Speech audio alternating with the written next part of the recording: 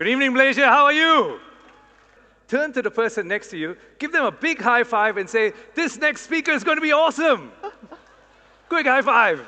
This next speaker is going to be awesome. High five, high five. Excellent. Thank you very much. You may sit down. It's a little bit premature, but I will accept that. I've lived in Australia for over 25 years now, working on leadership, growth, business, and helping particularly CEOs and C-suite organizations and executives build the greatest companies in the world and help their people grow into amazing human beings at the same time. And I'm so excited that you're here for this session because this session is probably going to be the most important session of the day. And I was pretty sure the thing he was going to say was, Avi, I loved it when we broke the $1 billion revenue record in Australia for the first time in history. I was pretty sure he was going to say that. But he didn't. He said, Avi, my greatest achievement is the leaders that I helped build in the company and the impact they went on to make in the world from what they learned here. That answer changed my thinking about success in business and success in leadership for the rest of my life.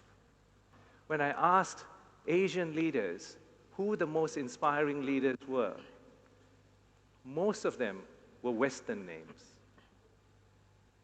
Hardly ever did an Asian name come up as an inspiring leader.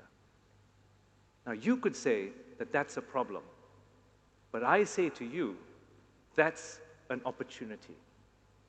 That's an opportunity for you to start learning how to be an inspiring leader and build a competitive advantage in your organization. But from all the CEOs that I work with, some of the best in the world, the secret desire for all of them is to be this, the inspiring leader.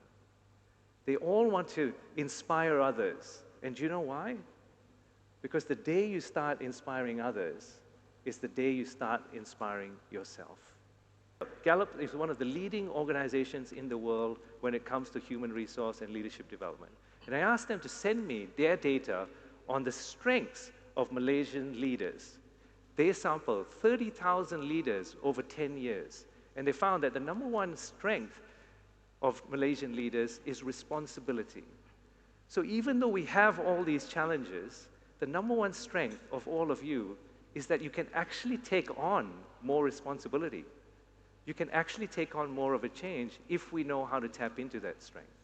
Over the last few years, I've been researching 200 different leaders from CEOs, HR, CFOs, and so on, and decoded and broke down the process of how you get there from where you are today.